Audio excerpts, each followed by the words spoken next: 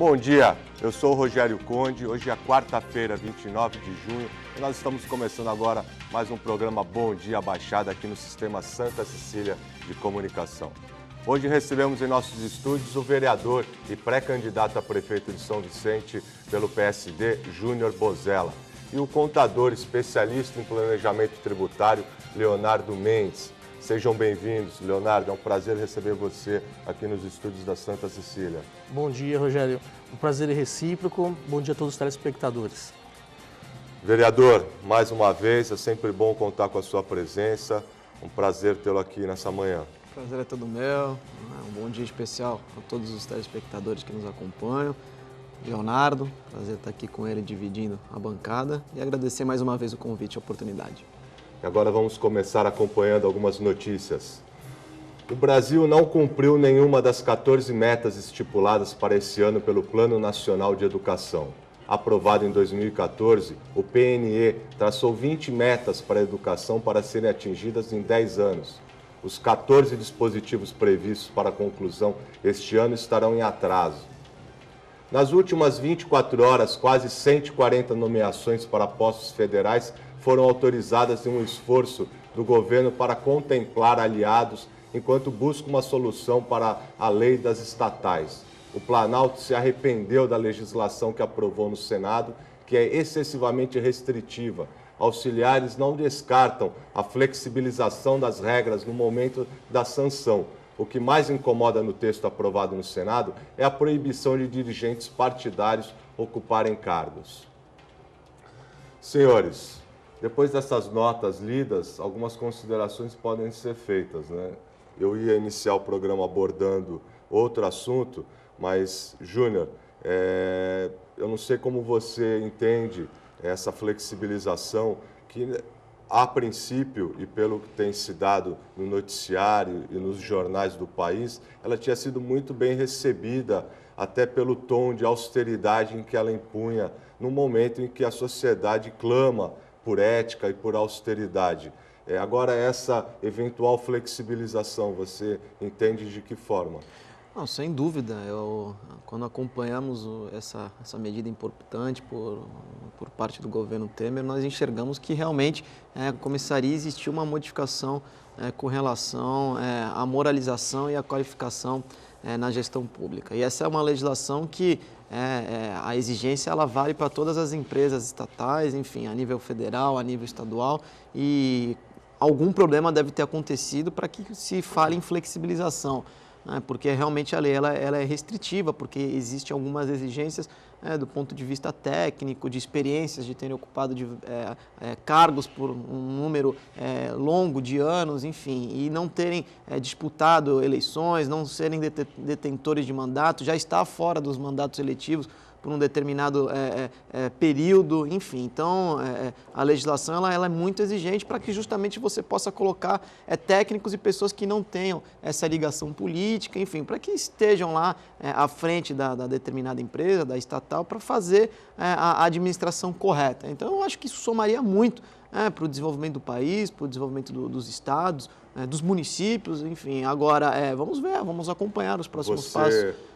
Você percebeu que na nota, acho que o ponto crucial que talvez tenha desagradado uma grande parte dos congressistas é a questão de você não poder nomear os dirigentes partidários. Dirigentes sindicais, principalmente. Você acha que isso é um retrocesso? Parece coisa ainda da época do PT? Então, o que chama atenção na notícia é que para o governo tomar uma medida de voltar atrás, é porque deve estar existindo uma pressão muito forte, né, de algum movimento sindical, enfim, ou de dirigentes partidários, porque é muito no processo político, né, no processo administrativo, e o governo Temer fez essa opção de fazer a coalizão e tentar administrar da melhor maneira os aliados, até para conseguir aprovar os projetos, as pautas importantes de interesse do país. E isso tem que ter essa relação com a Câmara, com o Senado e com os movimentos. Agora, quando você começa a criar uma restrição, é evidente que é um movimento. Agora, cabe ao governo tentar equilibrar o jogo e resistir ao máximo. O ruim é quando você lança uma ação importante como essa, que são medidas de austeridade, de moralização, de qualificar a administração pública, deixando um percentual de responsabilidade para quadros técnicos, e você começa a ter que voltar atrás. O que me parece ser realmente uma pressão, e isso talvez possa impedir a aprovação no Congresso Nacional de pautas importantes, né, que o governo vai precisar, como o teto da meta dos gastos públicos, enfim, a reforma da Previdência. A gente sabe que o governo Temer tem desafios importantes a serem vencidos dentro do Congresso Nacional. Muito bem. Leonardo, você tem uma experiência já em empresas de economia mista, você sabe exatamente como funciona tanto a administração, a gestão pública, como a iniciativa privada. Como é que você enxerga essas medidas que foram tomadas e agora uma pequena volta no sentido de flexibilizar para acomodar outros interesses? A lei outorgada eu vejo como progresso, porque o que nós precisamos hoje no país é de quadro técnico. E muitas vezes os partidos, para poder acoplar essas pessoas, eles precisam dividir e colocar pessoas ligadas a partidos, a sindicatos. Eu vejo de forma temerária esse retrocesso. Porque a partir do momento que você cria uma lei, você passa pelo Senado e você vai voltar para trás, mais do que nunca nós precisamos de quadro técnico para trabalhar, ainda mais quando nós estamos falando de educação. Então, assim, quando a gente vai acoplar essas pessoas, temos que tomar um cuidado muito grande. Eu vejo como um retrocesso temerário nós voltarmos atrás mediante essa situação. Até porque, não também dizendo que os líderes sindicais e tudo não teriam capacidade, até porque muitos deles são formados pela experiência, né? Você adquirir, você chegar a posto de uma liderança sindical, tudo, você é um quadro importante, você construiu uma carreira dentro da defesa de uma categoria. Também isso qualifica de certa forma. Mas eu acho que a sociedade estava querendo algo novo, né? Eu acho que a lei ela tem alguns trechos que são interessantes, né? E os impeditivos falam de um período pós ter exercido o mandato eletivo. Então o sujeito lá, o cidadão, ele tem que esperar um determinado momento para poder ocupar essa função. Isso é um pré-requisito. Outros pré-requisitos: não ser de movimento sindical, não ser dirigente partidário, ter passado um grande período de experiência em um cargo similar, já ter exercido algo parecido na administração pública. Enfim, então assim, são diversas exigências, diversos itens. Evidente que isso gera, né, quando você vai elencando quadros e vai tentando até pensar nomes que tenham capacidade técnica administrativa, porque hoje com a história da Lava Jato, hoje com a história da contaminação do processo político como um todo e a corrupção, ela iniciou nessas grandes empresas, nas estatais, e hoje a ideia do governo, eu acho que a ideia a priori ela é excelente, tem que partir por esse princípio. O ruim é quando você envolve a questão partidária ou sindical. Eu entendo até que o pensamento do legislador no momento era acabar com o que foi feito pela gestão do PT, da última década pelo menos, que foi o aparelhamento da máquina e de todas as estatais, as companhias todas ligadas ao governo, com aqueles, por exemplo, que não conseguiram se eleger, então eram indicados para a direção dessas companhias e tudo isso.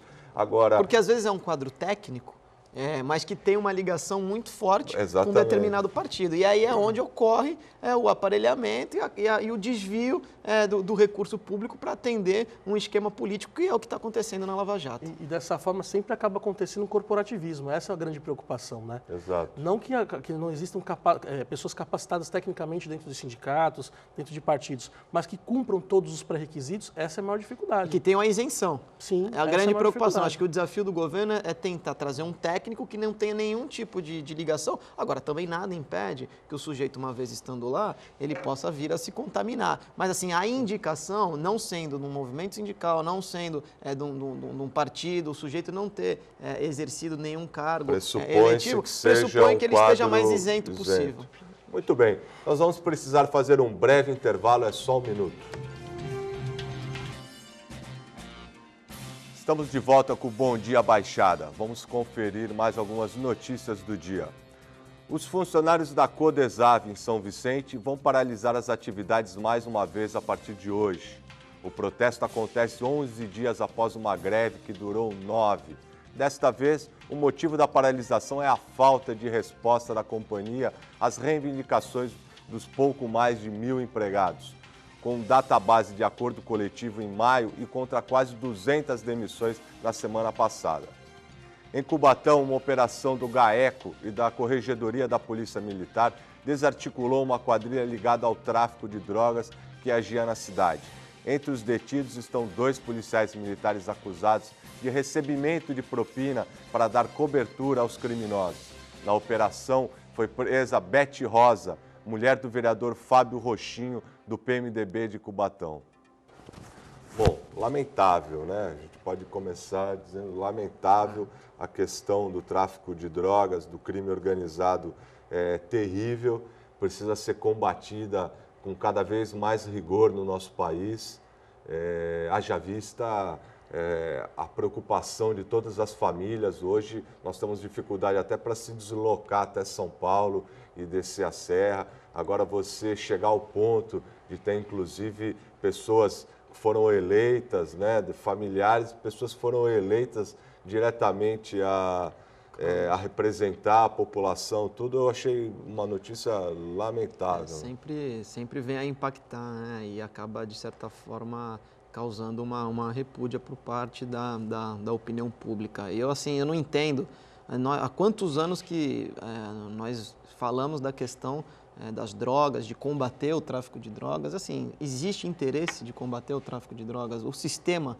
hoje é colocado, né, no país, isso é igual nos Estados Unidos, né, que existe a política do armamento e há um interesse nos Estados Unidos onde se potencialize cada vez mais o grupo de financiamento às armas. E no Brasil parece que não é diferente, né? Não há uma contenção às fronteiras, há uma evasão muito forte com relação às drogas no nosso país. Isso a gente sabe que favorece, potencializa a corrupção daqueles que deveriam estar lá combatendo. Então parece que a droga, ela financia os interesses de muitos agentes públicos que acabam evitando fazer o combate. E a sociedade paga uma conta, né, na questão de criminalidade e toda a dependência química daqueles que têm o acesso muito fácil às drogas no nosso país. Agora, corrupção tem que ser combatida em todas as esferas, na política, enfim, em todos os segmentos da sociedade, não só na política, é isso que a gente precisa deixar claro. Todos os agentes públicos responsáveis têm que combater,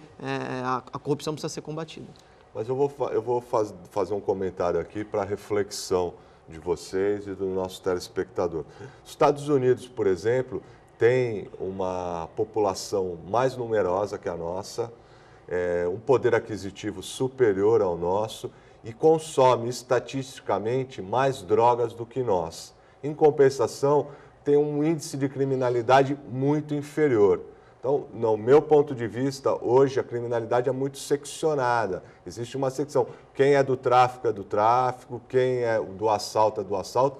Haja vista novamente que hoje nós estamos com um problema, por exemplo, no sistema Anchieta Imigrantes, de você ter marginais armados de bermuda e chinelo, quer dizer, parando o carro, fazendo bloqueio, se submetendo para ficar na frente do carro, como aconteceu recentemente agora na frente da Estátua do Peixe, na entrada da cidade. Quer dizer, é um crime mais rasteiro, é um criminoso mais rasteiro, não é aquela coisa do crime organizado nem nada. A polícia sabe aonde estão os focos e sabe de onde estão. O que está faltando, eu acho que é atitude por parte da Secretaria de Segurança Pública, atitude no sentido de pressionar a comunidade aonde eles estão, porque se o próprio traficante for pressionado, se a própria comunidade pressionar os criminosos do tráfico, você vai ver que esses assaltantes param de cometer crimes, porque o traficante não gosta, isso é estatística, conversando com delegados e tudo, não gosta que haja crime, assaltos, aonde ele tem a sua operação também criminosa de tráfico. Então, eu acho que está faltando uma questão... Mas nós precisamos saber se existe um interesse, né, em combater. Quando você faz uma apreensão de droga no país, você precisa saber se quando passou pela fronteira um caminhão, será que eles apreenderam um em menor quantidade e um em maior quantidade? Não, a questão se da passou, fronteira é outra discussão. A droga, também, ela né? entra pela fronteira. O que Entra abastece tudo o pela crime fronteira, organizado é a arma, a droga, tudo Não, contrabando, de todo tipo. E aí o que acontece? Quando as pessoas na última ponta, a sociedade, o cidadão que paga seu imposto, ele tem a sua vida retirada por causa de um celular ou por causa de uma máquina fotográfica, é justamente por causa da dependência. Quantas pessoas que hoje assaltam e matam para comprar, comprar droga, Não, seja você uma cocaína, tem toda a crack. razão. As nossas fronteiras também merecem uma atitude mais enérgica por parte da Polícia Federal. Agora, Leonardo, eu vou entrar com você com a outra nota que nós divulgamos aqui com relação a São Vicente, com relação à Codesave e essa situação que, na verdade, incomoda a todos, não só aos funcionários da Codesave, como também a própria população, porque atrapalha e entrava uma série de serviços que são prestados pela Codesave. Você, como um consultor, um contador, alguém que já teve uma experiência grande relacionada à Codesave e tudo, como você enxerga essa situação agora e o que você entende que deveria ser a postura da companhia? Olha, a Codesave hoje ela tem um déficit financeiro de mais de 200 milhões de reais. Haja vista, saiu até na reportagem da Tribuna hoje dizendo isso. Desses mais de 200 milhões de reais, 130 milhões de reais são voltados a tributos federais, como PIS, COFINS, Imposto de Renda e Contribuição Social sobre o Lucro Líquido. Desde os primórdios da Codesave já foi criada de uma forma errada. Ela foi criada na natureza jurídica de uma economia mista, onde todos os tributos incidem sobre ela. E quem era o maior credor, quem é o maior devedor da Codesave hoje? A própria prefeitura, que detém 99,99% das ações da empresa. A prefeitura não paga, a Codesave automaticamente também não paga. Só que nós devemos entender isso, que esse é um processo de anos atrás. Isso não aconteceu da noite para o dia. A Codesave foi fundada na década de 80 e desde a década de 80 ela vem nessa defasagem. Estourou agora, depois de mais de 20 anos de existência da empresa, uma situação agora onde existe a dívida, por diversas vezes a auditoria pediu encerramento das atividades da Codesave, foi proposto o plano de ação para recuperação. Eu vejo que para a gente começar a construir alguma coisa dentro da economia mista, que eu sou contra esse sistema, devemos formar a Codesave numa autarquia para tirar os tributos federais que são incidentes como PIS, COFINS, contribuição social, imposto de renda, com uma desoneração da folha de pagamento. Você imagina uma folha tão grande com mais 25% de INSS patronal. Então, fica uma coisa impagável praticamente. Nossos encargos sociais são muito grandes hoje dentro do Brasil. Quando você falou dos Estados Unidos, até me lembrei. Estados Unidos, no Brasil, nós temos imposto sobre consumo, bens e serviço. Eu estive há 30 dias nos Estados Unidos e lá funciona o seguinte, o imposto de renda vai de 0 a 46,1%, não existe tributação sobre patrimônio e cada estado tem o poder de legislar e impõe a sua taxa de consumo. E acabou. Aqui no Brasil, não. Nós temos, olha só, uma empresa de economia mista tem 43% de tributos federais diretos. Então, como é que ela vai gerir tudo isso? E a finalidade da Codesave qual é? Não é somente servir ao município? Então, como é que ela é tributada? Como é que você cria uma empresa de economia mista para isso? Ela não tem isenção e ela também não tem imunidade para isso. Então, ela tem que pagar, haja vista o tamanho do déficit que ela tem hoje financeiro. Então, assim, eu vejo que formando uma autarquia, começando a arrumar a casa desde o primórdio, tirando os tributos federais, deixando ela isenta dessa forma, porque o repasse que existe hoje da prefeitura é para a finalidade somente de administrar o poder público. E, óbvio, rever os contratos. Rever o contrato de manutenção escolar, rever o contrato do lixo, de que forma vai atuar. Porque o lixo tem duas denominações. Você tem um lixo domiciliar e você... Desculpa. E você tem o que acontece muito na cidade, infelizmente. O pessoal coloca um sofá, que a cultura também é muito ruim do lixo em São Vicente. Nós já falamos sobre isso aqui. Pegou um sofá, joga na rua. E quem é que vai buscar esse sofá? A prefeitura tem contrato específico com a empresa contratada? Não tem. Aí tem que ser o quê? Os funcionários da Codesave. Como é que se administra isso? Então, tudo isso tem que ser colocado em prática. Mas eu digo sempre, primeiro arrumar a casa. Formar uma autarquia, não vamos dispensar os funcionários, a minha opinião, não precisaria dispensar os funcionários concursados, que são trabalhadores. A partir do momento que você pegar o mesmo quadro diretivo, você consegue transferir esses funcionários da empresa de economia mista para a autarquia. Não tem problema nenhum, não vai ter nenhum ônus disso, de rescisão, porque não teria condições de pagar. Então eu vejo que de início seria isso. Muito bem. Vereador Júnior Bozella, você que tem uma atuação muito firme à frente da Câmara, e a população reconhece em você uma liderança nesse sentido. Agora você está postulando o cargo de prefeito na cidade de São Vicente. Como você enxerga a Codesave e que propostas você teria para fazer com que a companhia volte a servir a população como a população realmente merece? Então, Rogério, eu ouvindo atentamente as ponderações e as colocações de um técnico, de um especialista que conhece a realidade, e é uma oportunidade para o telespectador, porque às vezes as pessoas escutam falar em Codesave e parece que a matemática ela é simples. Primeiro você tem que ter um respeito muito grande por aquele trabalhador que lá está e que cumpre as suas obrigações, e é uma injustiça ele não ter o seu salário, enfim, né, o seu direito honrado, e a pessoa trabalha para, no final do mês, receber o seu salário e todos os seus direitos que a lei determina e que a ele compete. Então, precisa ter dinheiro, e para você saldar a dívida e honrar os compromissos, você precisa enxugar, você precisa começar a reestruturar a empresa como um todo. É uma empresa de economia mista e hoje a prefeitura é a maior devedora da empresa. A prefeitura deve mais de 150 milhões de reais para a Codesave. Agora, a gente sabe que muito desses recursos foram se acumulando ao longo dos anos. Uma dívida que não foi conquistada da noite para o dia, ela se acentuou muito nos últimos anos, mas ela já vem sendo construída há quase 20 anos. E muito desses tributos, como o Léo colocou, que acabam gerando esse impacto financeiro na empresa. Agora, as pessoas que lá estão, elas não podem sofrer com esse impacto, com essa falta de gestão de administração. Então, nós precisamos ter um foco, porque a Codesave hoje ela é a empresa responsável por atender basicamente todas as demandas de zeladoria, de limpeza, de manutenção dos próprios públicos da cidade. Então, escola, as reformas que são importantes, a gente discute tanto o problema da educação no município, o sucateamento das escolas, e a Codesave acaba não suprindo essas demandas, essas necessidades. Mal consegue suprir a limpeza da cidade no dia a dia. Isso tem um custo muito alto para a administração. Então, se você não rever todas as questões administrativas que envolvem a Codesave, fica muito difícil da cidade progredir e conseguir solucionar esses problemas que há tantos anos vem acumulando. Então,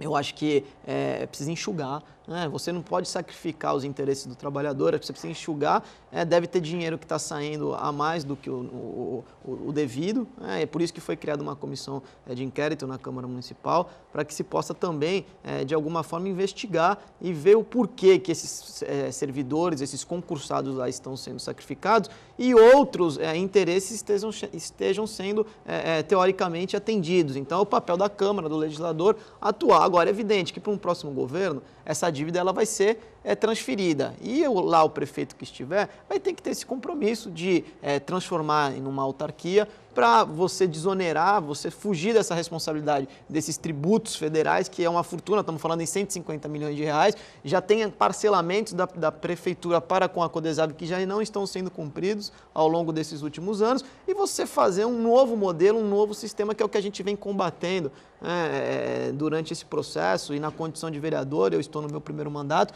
a gente conseguiu estudar bastante os problemas da cidade e entender o porquê que São Vicente tem greve, o porquê que São Vicente tem lixo na rua. Primeiro, a cultura do lixo é muito ruim, as pessoas estão acostumadas a jogar o lixo, isso custa para a administração, porque mistura o lixo domiciliar com o sofá, isso tem um peso na hora de fazer o transporte para o aterro, para a destinação final. Quer dizer, então isso tudo precisa ser educado. A coleta seletiva que não funciona na cidade, não tem um serviço adequado de catatreco. Se você não separar as informações e educar a população e rever essa questão da empresa que presta o serviço de zeladoria da cidade, a cidade não vai conseguir sair do buraco. Agora que tem que falar a verdade. A Codesave, ela serviu muitos anos, e nesses últimos anos, como um cabide de emprego. Não generalizando, mas lá serviu para aparelhar um interesse político partidário de um grupo que ficou à frente da cidade nos últimos 16 anos. E você tem mais 4 anos do mesmo sistema que acabou se concentrando em tomar as mesmas atitudes. Então você precisa criar um ciclo virtuoso e romper esse ciclo vicioso na cidade. Muito bem. Leonardo, depois eu quero saber mais informações a respeito do que você entende de Codesave, mas antes nós vamos precisar ir para um breve intervalo, é só um minuto. Retornamos agora com mais um bloco do Bom Dia Baixada. Vamos acompanhar algumas notícias. A cidade de Santos receberá uma verba de mais de 7 milhões de reais do Fundo do Departamento de Apoio ao Desenvolvimento das Instâncias Balneárias, o DAIT. A verba será destinada para a pavimentação de 20 mil metros quadrados de vias da ponta da praia, além de melhorar no sistema de drenagem e construção de rampas de acessibilidade em calçadas no mesmo bairro. Com o Mansueto Pierotti interditado e vivendo uma grande crise financeira, o São Vicente se viu longe dos holofotes do futebol na região e foi obrigado a se licenciar junto à Federação Paulista de Futebol nos últimos 2 anos. Agora o clube tem a chance de retornar às atividades, com a aprovação do AVCB para a disputa de partidas amadoras. O Calungão tem presença garantida no Torneio Paulista de Futebol Sub-15 e Sub-17 no início de agosto. Bom, não posso falar de futebol porque eu sou suspeito. Para falar de futebol, eu já vou falar que nada supera o planejamento feito pela nossa Briosa. A Portuguesa Santista vai que muito bem. logo vai estar no topo da elite do futebol, do qual ela nunca deveria ter saído. E nós vamos precisar da parceria da Portuguesa para a gente conseguir resgatar o São Vicente não também. Não tenha dúvida. E para isso contamos com o seu apoio. A Portuguesa está aberta a todo tipo de parceria, principalmente com os clubes da região, como ela já faz com o Santos e com o Jabaquara. Vai ser muito bem-vindo. Leonardo, quero voltar a esse bloco, que eu quero entrar mais no assunto da Codesave, porque eu acho que realmente o vicentino merece explicações e merece receber um serviço de qualidade. A Codesave hoje, por todo o problema que tem, financeiro, a questão da gestão da Codesave, tudo isso, pode ser aperfeiçoado e outras frentes podem ser desenvolvidas. Eu queria que você falasse um pouco mais disso. Eu sei que existe uma grande iniciativa com relação ao Porto Seco, ao desenvolvimento da área continental. Queria saber de que forma a Codesave, e aí o vereador pode nos ajudar também, de que forma a gente pode fazer com que a Codesave tenha um empenho maior no fomento da cidade. Primeiro precisamos definir quais são os serviços que a Codesave vai fazer no município. Esse seria a priori. Depois de colocar a casa em ordem, colocar a Codesave numa autarquia, sem essa tributação toda, quais são os serviços que ela vai fazer? E quais serviços que a Codesave vai terceirizar? Isso é muito importante. E quem é que vai fiscalizar os serviços que ela vai terceirizar? É o GLU, a Gerência de Limpeza Urbana? É a Superintendência de Planejamento e Estratégia? Superintendência de Administração? Para a gente poder quantificar. Porque é muito difícil você gerir uma empresa com mais de 1.000 funcionários, onde você já sai com um patrimônio líquido com déficit de 200 milhões de reais e totalmente sem direção. E ela não está sem direção agora, ela vem sem direção há muitos anos. Ela vive uma instabilidade muito grande dentro de qualquer governo. Então, assim, para a gente poder ajustar a Codesave, precisa sentar e quantificar e qualificar as pessoas que estão trabalhando também. E a gente montar um plano de gestão, o que a gente vai atender? É o lixo séptico, é o lixo urbano. Aí sim você começar a falar de Codesave. Agora, você tocou num assunto muito importante, que é o Porto Seco. Deixa eu só fazer um adendo, Claro. um parênteses nessa questão da Codesave, porque o que tem me preocupado muito são os critérios com relação a essas demissões. Eu acho que existem os cargos em comissão na Codesave, em demasia, em excesso, que alguns estão sendo mandados embora.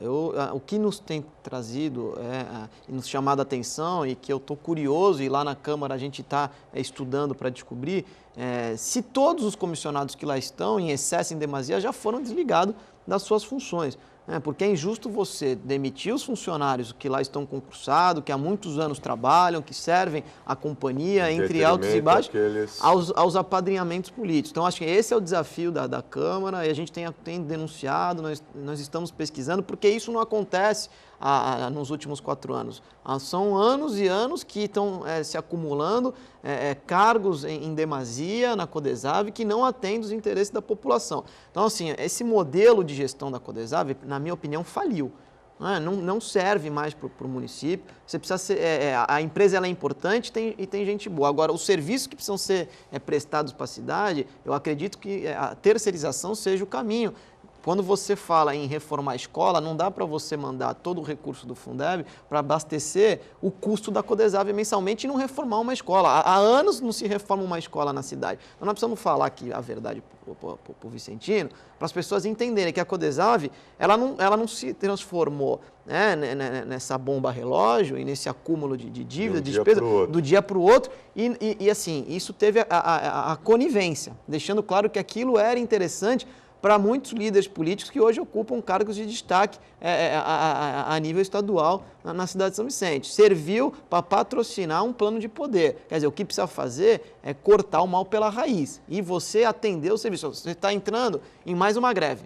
A cidade novamente, mais uma vez, vai se tornar refém dos problemas que a Codesave vem apresentando e vem acumulando. Quer dizer, isso vai começar a gerar lixo novamente nas ruas. Começou a retirar o lixo. Outro dia eu passei nas Nações Unidas, me deu uma sensação de satisfação, de alegria. Há quanto tempo que eu não via Nações Unidas limpa? O canteiro central era cheio de lixo, parecia um lixão. Quer dizer, nós não queremos ver a cidade novamente. Ainda tem a cidade toda para limpar. O Jockey está uma vergonha. A quantidade de lixo que tem no Jockey Clube, não tem um serviço de tapa-buraco que funciona. Parece um queijo suíço a cidade. Quer dizer, o Jockey, a Salgado Filho, é uma vergonha. Você não consegue transitar de carro. Quer dizer, então, assim, esses serviços eles precisam serem terceirizados e o recurso ser canalizado corretamente. O tesouro, o dinheiro do Tesouro Municipal não pode servir para abastecer simplesmente a Codesave, que direciona mal os recursos. Quer dizer, e não paga os trabalhadores que lá servem a cidade. E aí a cidade entra num colapso, numa greve, e nenhum serviço essencial de zeladoria e de manutenção acaba não funcionando. Então é um desafio para a próxima administração cortar o mal pela raiz. E é isso que a gente defende. Transformaram a Codesave num monstro que acaba consumindo recursos dela e outros... E deixando a cidade refém. Por quê? Porque ao longo dos últimos anos, da última década praticamente, ela foi sucessivamente sendo mantido por interesses políticos. E você vai colocando gente que precisa ser acomodada na máquina, isso vai acarretando cada vez um custo maior e você acaba o serviço que era para ser prestado, acaba não conseguindo ser prestado. E você vê o comparativo. No início do programa nós falamos da lei federal, enfim, com relação que é uma tendência no país. As ocupações nos cargos de chefia, de presidência, enfim, das empresas que prestam serviço para o órgão público. E o perigo que é de você, às vezes, entregar a direção de uma empresa para um apadrinhado político. Que ele ali senta, ele acaba não fazendo a gestão necessária que a Codesave precisa. É por isso que no início do nosso mandato, um dos primeiros projetos de lei que eu apresentei foi para que os cargos em primeiro escalão fossem ocupados com pessoas com nível superior. Isso é um desafio na cidade de São Vicente, na administração, não desmerecendo quem não tenha o seu curso superior concluído. Mas é importante a administração pública, toda ela ser qualificada. E esse assunto da Codesave vai muito ao encontro daquilo que o governo Temer propôs com essa nova legislação que, infelizmente, agora está tendo que voltar atrás. A questão da ficha limpa também. Da ficha limpa, com certeza. Eu acho que é interessante. Nós apoiamos também e apresentamos o projeto de lei. Houve uma iniciativa aqui do prefeito Paulo Alexandre Barbosa, em Santos, foi um dos primeiros atos dele assim que assumiu. Em Santos também agora nós temos a questão da ficha limpa, que eu reputo como sendo uma iniciativa de progresso. Voltando ao inchaço da máquina pública mediante a Codesave, qualquer gestão de qualquer empresa, seja privada ou pública, você não pode ter mais de 30% de folha de pagamento no seu orçamento. A Codesave hoje ultrapassa os 70% dos seus rendimentos por mês com folha de pagamento. Então você consegue enxergar alguma forma disso dar certo? Não, de forma alguma. Inviável. Ela não tem nenhum patrimônio que pertence a ela, todo o patrimônio é por forma de locação. Então você imagina, tem que locar as máquinas, tem que pagar os funcionários e os demais fornecedores. É a conta básica dentro de casa. Se você ganha 5 mil, como é que você gasta 8? Não tem como. Não tem uma conta simples. Então é muito difícil. Enquanto não enxugar a máquina pública, no caso a Codesave, é outra situação que não vai ser resolvida. E não adianta mandar mais recurso para a cidade para continuar bancando esse custo altíssimo da Codesave. Não, vai precisar de um choque de gestão. Você leu uma nota agora, importante, né? Olha, a Prefeitura de Santos está canalizando os recursos da verbadade, que é um direito que a cidade tem, como São Vicente também tem, em menor proporção, mas tem porque é uma determinação legal. A conta que se é feita para destinar o recurso para os municípios e instâncias. Só que Santos está apresentando projetos importantes para atender a população. São Vicente, nos últimos anos, tirando 2013 e 2014, que conseguiu apresentar projetos e o dinheiro e as obras serem iniciadas, e elas estão em curso, e nós estamos fiscalizando para que elas sejam concluídas, mas no ano de 2012, no ano de 2011, 10, 9, 8, o recurso do DAD serviu à cidade e nenhuma obra foi entregue e foi concluída, diferente do que acontece na cidade de Santos. A cidade não percebe. E o que é grave, Rogério, não, porque aí você cria um monstro como a Codesab. O dinheiro, por exemplo, quem paga a Codesab, para o telespectador entender, é a prefeitura. Então, o cofre da prefeitura, quando é abastecido com um recurso de fora, como a gente fala da internet gratuita, o que é o recurso de fora? É o extra do governo federal, do governo do estado. Ele entra nos cofres públicos e aí esse dinheiro ele vai sendo canalizado para outros fins. Quando você manda 8 milhões num mês para a Codesab, para pagar lá uma série de compromissos e mesmo assim a dívida ficar rolando, não reflete, você não conclui as obras, não volta para benefício da população. E aí o que é grave, ao longo dos anos, entra prefeito, sai prefeito, a dívida ela acumula, porque a exigência é que você devolva, uma vez não concluído o convênio e a obra não entregue, você tem que devolver o recurso com juros e correção monetária. São Vicente está tendo que devolver uma fortuna da verba DAD desses anos da administração passada que não entregou nenhuma obra, Teatro Municipal, o canal do Catiapuã, os conjuntos habitacionais, as ruas pavimentadas. Então, esse dinheiro serviu para abastecer a Codesab, para ser claro e didático, que tinha um interesse político, de poder. Então, e como eu já falei em outros programas aqui, a encenação da Vila de São Vicente, que era coordenada pela DESAF, custava 5, 6 milhões de reais, e a gente sabe, custava uns 500 mil reais, e o dinheiro que abastecia a DESAF para gerenciar a encenação eram de 6 milhões de reais. É por isso que a cidade explodiu. Se a gente não mudar o modelo, não radicalizar e criar um novo sistema, São Vicente vai ficar sempre sendo o patinho feio da região. Bola de neve precisa de prefeito, precisa de gestor, não precisa de um esquema político para atender os interesses de uma família. Bom, o papo está muito bom, mas nós vamos precisar fazer um break rápido. Retornamos agora com o último bloco do nosso programa. Agora vamos conferir outras notícias. A Prefeitura de Itanhaém ampliou os locais com acesso à internet gratuito sem fio. Agora, a Avenida Presidente Vargas, a nova orla do centro, também conta com Wi-Fi para os moradores e visitantes da cidade. Atualmente, o serviço é mantido em mais de 14 espaços públicos distribuídos pelos bairros como ação da inclusão digital.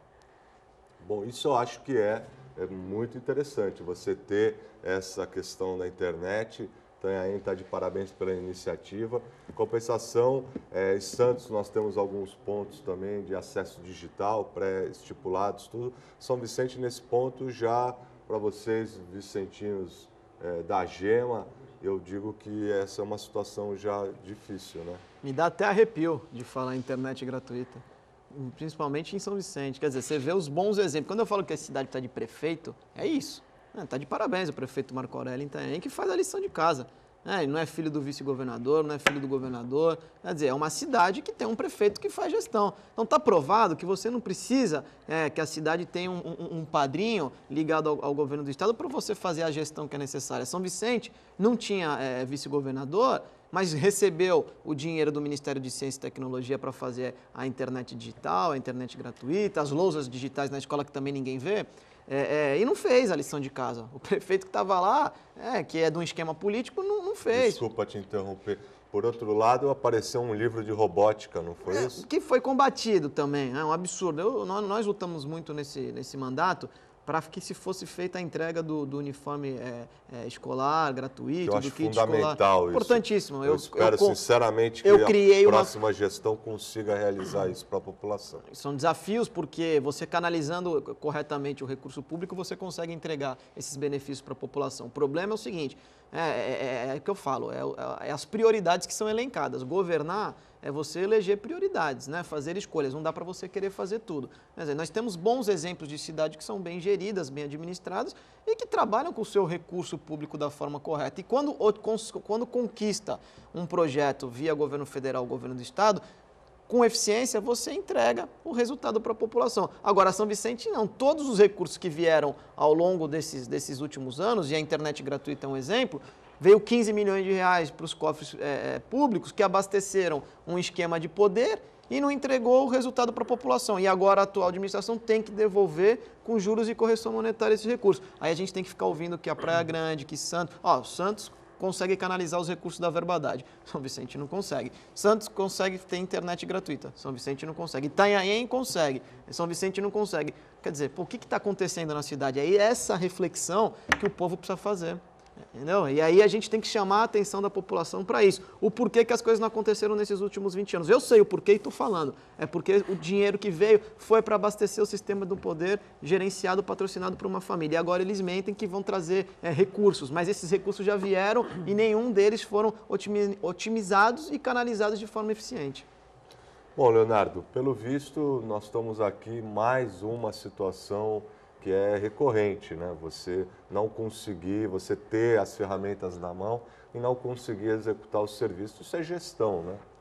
Isso é gestão, porque a arrecadação, ela não caiu, por incrível que pareça. São Vicente hoje vive exclusivamente, ou vou dizer melhor, praticamente, de retornos de FPM.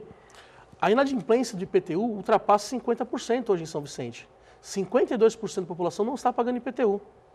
Nós estamos vivendo do quê? Dos repasses de FPM. Esses repasses de FPM se dão de que forma? Todo isso, como nós temos um comércio muito forte na cidade, mesmo com essa crise, o comércio ainda, assim, lógico, ele diminuiu em alguns dados, mas ele se mantém. E esses repasses de FPM vêm de onde? Vêm da circulação de mercadorias, que é do ICMS, 10% de toda a arrecadação do ICMS volta para o município. Todos os tributos federais, 22,5%, como PIS, COFINS, IR, contribuição, voltam para o município através de FPM. Os repasses de TBI, os repasses de TCMD e os repasses de SS. Infelizmente, São Vicente vive disso. O Júnior citou bem, poxa, a gente tem sempre que olhar para Praia Grande. Praia Grande tem uma verticalização muito grande, então ela tem uma arrecadação muito forte de IPTU. São Vicente já menos. Mas mesmo assim, o nosso orçamento é tão quanto o da Praia Grande. O que falta é o que o Júnior falou, é gestão. Porque você tem um recurso na mão e você não tem gestão. Haja visto, ele acabou de citar a situação da internet. O dinheiro entrou no cofre público, e para onde ele foi? Eu não tenho Wi-Fi em São Vicente, em nenhum dos bairros. Então o que está faltando, mais uma vez, é gestão. Nós não temos gestão há 20 anos na cidade de São Vicente.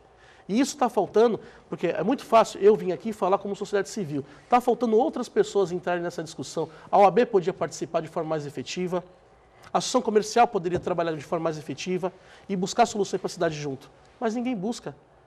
Então é difícil governar dessa forma em São Vicente. Mais uma vez eu digo, falta gestão em São Vicente. E parece que a sociedade está se afastando, está se acomodando e está assim... Será que é o sentimento? É o sentimento. Está desistindo? Está desestimulada e o que acontece? Olha, vamos recorrer para quem?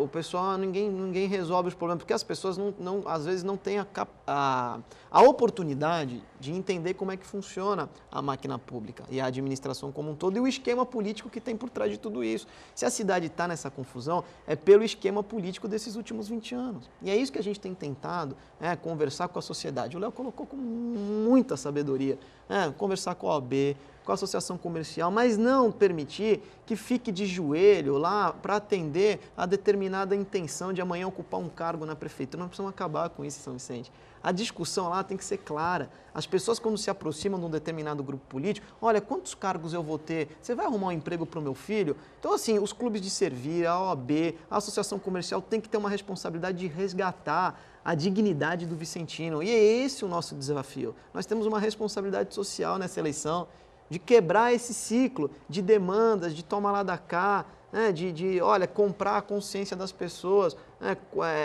silenciar a opinião das pessoas através dos cargos que a prefeitura possa vir a oportunizar. Não temos que quebrar. Os cargos que a prefeitura detém, nutre, um percentual deles tem que ser direcionado para o servidor de carreira, quer dizer, e o que sobrar tem que ser por meritocracia, por qualificação, criar um conselho de desenvolvimento da cidade, envolver a sociedade civil como um todo, os empresários, para que eles nos ajudem a criar projetos para resgatar a cidade. Nós precisamos discutir com a sociedade vicentina os próximos 20 anos. Plantar uma semente agora para colher o resultado. Incentivar também que o munícipe participe com ideias, com iniciativas. Ouvir o Conselho de Turismo. O DAD é fundamental, que os projetos da Verbadade, eu estou apresentando um projeto na Câmara, que a gente possa discutir com o Conselho de Turismo e com os empresários da cidade. E que o recurso seja efetivamente destinado para a obra.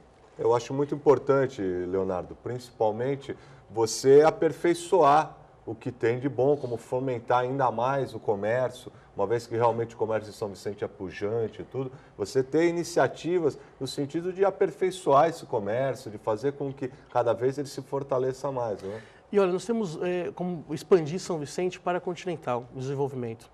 Nós temos na área continental, mais especificamente, áreas REDEX, áreas de recinto de despacho aduaneiro. São Vicente, depois da MP dos Portos de 2013, proibindo as filas dos caminhões, principalmente na safra da soja, que é uma das maiores que a gente tem na região, começou-se a fomentar onde estacionar esses caminhões. Santos não tem mais, está inchado. São Vicente era a grande opção. Agora ela tem que passar a ser solução. Além de nós termos as áreas REDEX, como temos empresas já funcionando com a área REDEX em São Vicente, nós temos que criar um retroporto em São Vicente. E de que forma isso traria benefício para o município? Olha o tamanho da arrecadação que isso voltaria. Nós teríamos taxa de licença de funcionamento sendo tributada sobre essas empresas, nós teríamos ISS sobre o transporte e sobre os demais serviços a serem executados, nós teríamos repasses de FPM dos tributos federais dessas empresas. Além de fazer toda essa área com recinto de despacho aduaneiro para exportação, ainda vem mais uma benesse a nosso favor em São Vicente. O ICMS equalizou em 4% em todo o Brasil na importação. O que isso traz de reflexo para nós? Antigamente existia o benefício dos portos. Então, os empresários de São Paulo traziam por swap no Recife. Como era um porto novo, foi criado já esse sistema para poder beneficiar e dar um plus lá em Recife. No finalzinho de 2014, foi equalizado o ICMS na importação. Então, podemos trazer tudo por Santos. Essas iniciativas eu acho que são perfeitas. Haja vista, Rogério, que o próprio Ecopátio virou estacionamento de caminhão. Virou estacionamento de caminhão. E esses são os nossos desafios, né?